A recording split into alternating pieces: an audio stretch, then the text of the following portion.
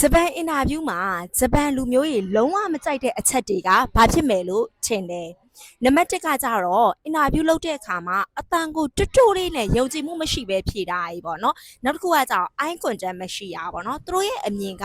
အတန်ကိုယုံကြည်မှုမရှိပဲနဲ့မျက်လုံးကလည်းမကြည့်ဘူးဆိုလို့ရှိရင်ဒီလူကကိုယုံကြည်မှုမရှိဘူးလို့ထင်ပါတယ်။အဲ့အတွက်ကြောင့်မလို့အင်တာဗျူးမှာနံပါတ်1လုံးဝသတိထားမှာကြတော့အတန်ကို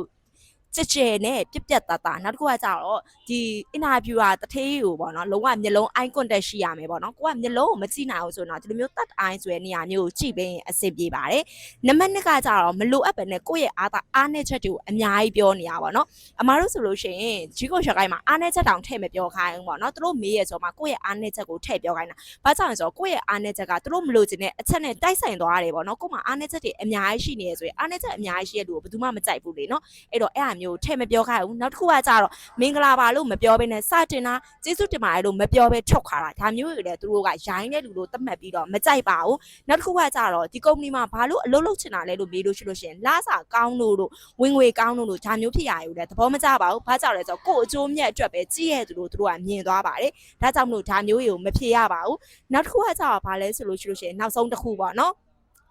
အင်တာဗျူးရဲ့အကုန်ပြီးသွားလို့ဘာမေးစရာရှိလဲလို့မေးလို့ရှိရင်မရှိပါဘူးလို့ဖြေတယ်ဆိုလို့ရှိရင်သူတို့က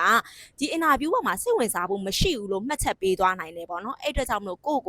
ဘာမေးစရာရှိလဲလို့မေးလို့ရှိလို့ရှိရင်ကိုကပေါ့နော်တခုခုကိုပြန်မေးသင့်ပါတယ်ဘာမေးသင့်လဲဆိုတာကိုလည်းနောက်ဗီဒီယိုမှာထပ်ပြီးပြောပြပေးသွားပါမယ်နော်အားလုံးပဲကျေးဇူးတင်ပါတယ်